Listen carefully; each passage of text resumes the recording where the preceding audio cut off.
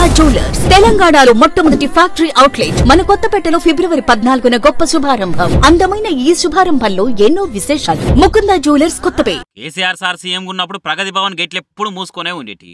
అందులో common man ఎవరు పోకపోతుండే, పోతందుకు permission కూడా లేకపోతుండే. ఈ కాంగ్రెస్ సర్కార్ వచ్చినాక ప్రగతి భవన్ ప్రజాభవన్ గా మారిపోతుంది అన్నారు. కంచెలను తీసేసి ఎవరికేం సమస్యలున్నా దరఖాస్తులు పెట్టుకోవచ్చు అని చెప్పారు. నిజంగానే వాళ్ళు అన్నట్టే జనాలు దరఖాస్తులు పట్టుకొని లైన్లు కట్టిరు. సమస్యలను పరిష్కరించాలని అర్జీలు పెట్టుకున్నారు. ఇక్కడ దాకా బాగానే ఉంది కానీ సమస్యల పరిష్కారం కోసం దరఖాస్తులు పెట్టుకునే స్టేజ్ నుంచి నిరసనలు ధర్నాలు చేసేదాకా పోయింది ప్రజాభవన్ ముచ్చట.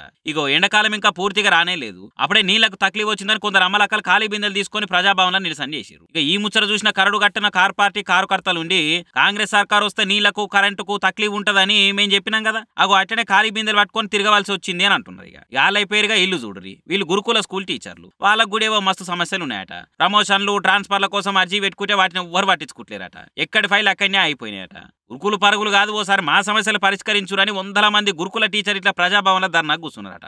వాళ్ళ సమస్యను పరిష్కరించేదాకా అసలు ఈ ధర్నాలకే లేసేది లేదని చెప్పేసారు. దినామిట్లా ఏదో ఓ సమస్యతో నిరసనలకు ఆందోళనలకు ప్రజాభవన్ సెంటర్ అవుతుండు ప్రతిపక్షాలకు అస్త్రాలు ఇచ్చినట్టు అవుతుంది. గద్దెనకి 100 రోజులు కాకముందే ఇటువంటి వ్యతిరేకత వస్తుంది మీ పాలన మీద అని ఏలెత్తి చూపిస్తున్నారు. ఏం బట్టి సారు, మీరు ఉండేది ప్రజాభవన్లోనే కదా, ఓసారి వీళ్ళ కథ ఏందో అరుచుకోరాదు. ప్రజాభవన్ అని పేర్లు పెట్టి అని అధికారిక నివాసం పెట్టుకొని ఇటువంటి ధర్నాలు నిరసన చేస్తే చూసేటోళ్ళకి ఏమనిపిస్తుంది చెప్పురే అని కామెంట్ చేయబట్టి నెటిజన్లుగా.